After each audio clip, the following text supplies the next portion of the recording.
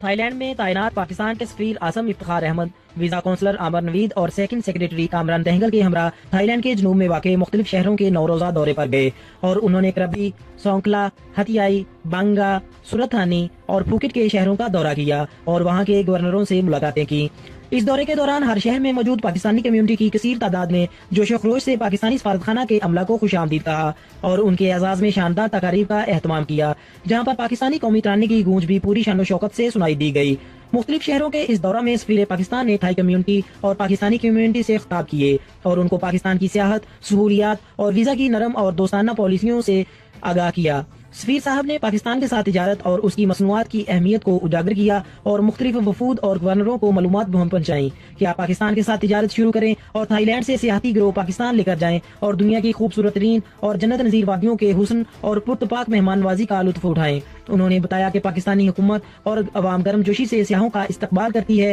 اور ہر ممکنہ حد تک سہولیات بہم پہنچاتی ہے۔ مختلف ملاقاتوں اور تقاریب کے دوران آسم افتخار احمد نے پاکستان کی وادیوں کی خوبصورتی اور مصنوعات کے اعلیٰ معیار اور کم قیمت سے لوگوں کو آگاہ کیا، جس کے رد عمل میں مختلف گورنروں نے پاکستانی مصنوعات کی درآمد اور سیاحت پر سنجیدگی اور رغبت کا اظہار کیا اور یقین دلایا کہ مستقبل قریب میں تھائی لینڈ سے ایک کثیر تعداد ہر سال پاکستان کی 6 صوبوں کے گورنروں، تھائی کمیونٹی اور پاکستانی کمیونٹی کو دعوت دی کہ 13 تا 15 جولائی 2018 کو منعقد ہونے والی پاکستانی مصنوعات کی نمائش میں وہ تشریف لائیں اور اس سلسلے میں انہوں نے خصوصی دعوت نامے بھی دیے۔ یاد رہے کہ 13 تا 15 جولائی 2018 کو منعقد ہونے والی یہ نمائش سنگل کنٹری ایگزیبیشن ہے، جس میں صرف پاکستانی مصنوعات کی نمائش کی جائے گی اور یہ دارالحکومت بینکاک میں منعقد ہونے جا رہی ہے۔ 9 روزہ دورے کا اختتام تھائی لینڈ کے جنوب میں واقع خوبصورت ساحلی شہر پھوکٹ میں ہوا، جہاں پر سفیر صاحب کے اعزاز میں پاکستانی کمیونٹی سے تعلق رکھنے والے سرفراز احمد نے ایک خوبصورت تقریب کا اہتمام کیا، جس کا آغاز تھائی لینڈ اور پاکستان کے قومی ترانوں سے کیا گیا اور سفیر صاحب نے پاکستانی کمیونٹی سے خطاب کیا۔